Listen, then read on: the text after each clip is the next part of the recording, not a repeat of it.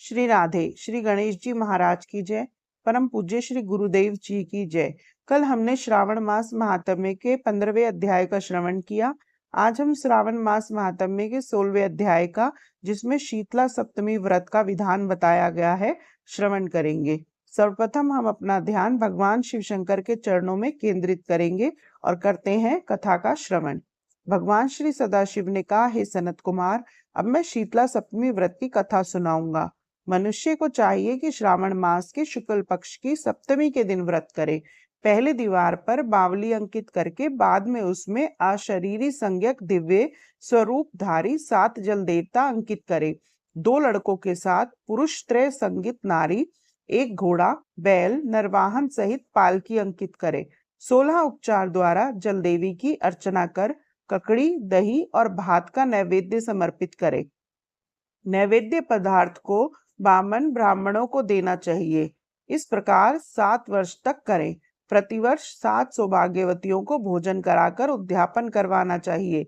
एक सोने के पात्र से 7 जल देवों की प्रतिमा रखकर पहले दिन अपने लड़के के साथ उन प्रतिमाओं का भक्ति पूर्वक अर्चन करना चाहिए। दूसरे दिन प्रातःकाल गृह होम सहित चरु होम करना चाहिए।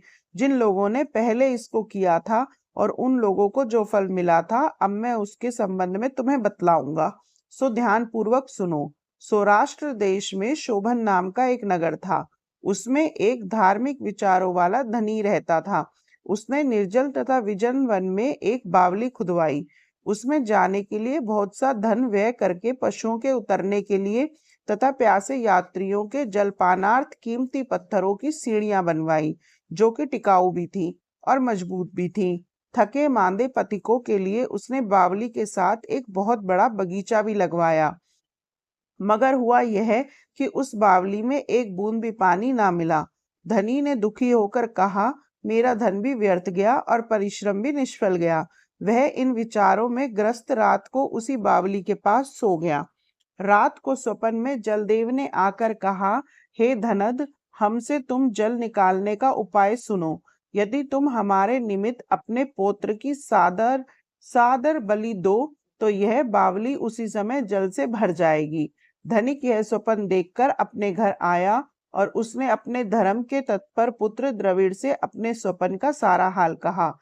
उसके पुत्र ने स्वप्न की सारी बात सुनकर धनत से कहा, पिताजी, मेरे तथा मेरे पुत्र के भी आप जन्मदाता हैं। इसके अलावा यह धर्म काम है, इसमें भला सोचने की क्या बात है। वास्तव में धर्म तो स्थायी है और पुत्र आदि सब नाशवान है। अल्प मूल्य से किसी बड़ी वस्तु की प्राप्ति एक कठिन कार्य है। मेरे शीतांशु तथा चंडांशु 2 लड़के हैं। आप बिना किसी सोच विचार के मेरे बड़े लड़के शीतांशु की बलि दे दीजिए। लेकिन पिताजी, यह मामला आप स्त्रियों से गुप्त रखिएगा। गुप्त इसलिए कि मेरी पत्नी इस समय गर्भवती है और प्रसव का समय निकट है। वह अपने मायके जाने वाली है। उसके साथ मेरा छोटा लड़का भी जाएगा और उसके जाने के बाद यह काम निर्विघ्न संपन्न हो जाएगा।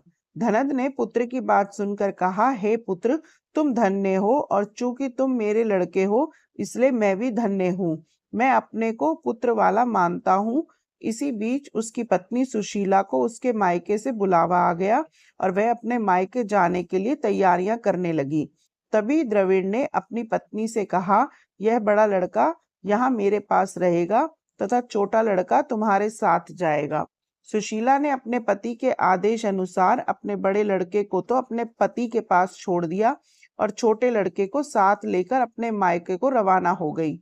उसके जाने के बाद पिता और पुत्र दोनों ने मिलकर शीतांशु को तेल मलकर भलीभांति स्नान करवाया और कीमती कपड़े तथा बहुमूल्य रत्नों से उसे सजाया।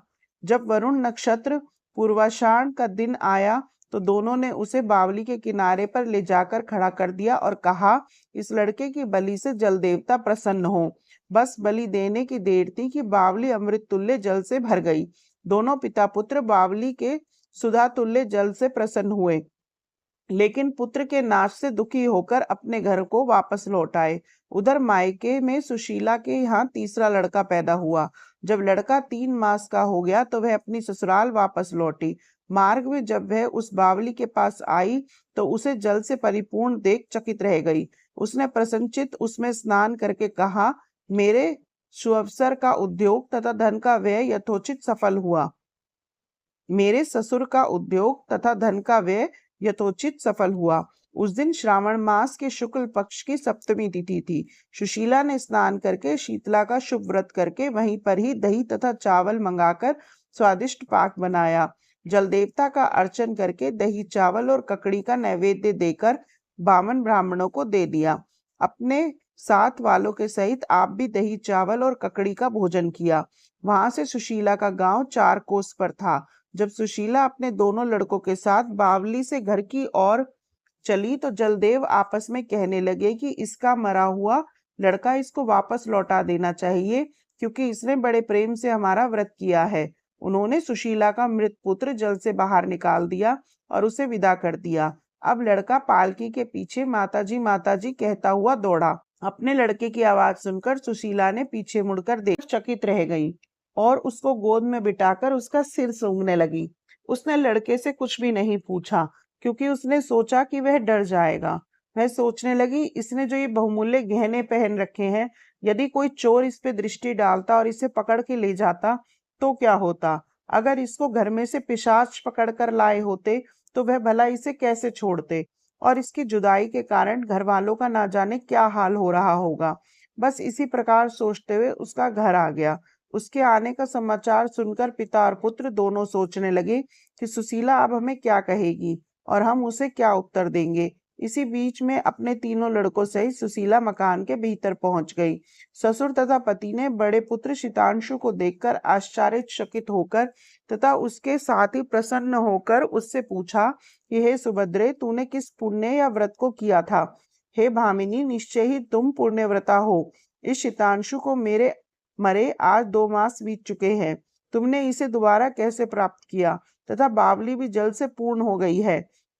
जाते समय तुम यहाँ से एक पुत्र को लेकर गई थी और आती बार तुम यहाँ पर 3 पुत्रों के साथ आई हो।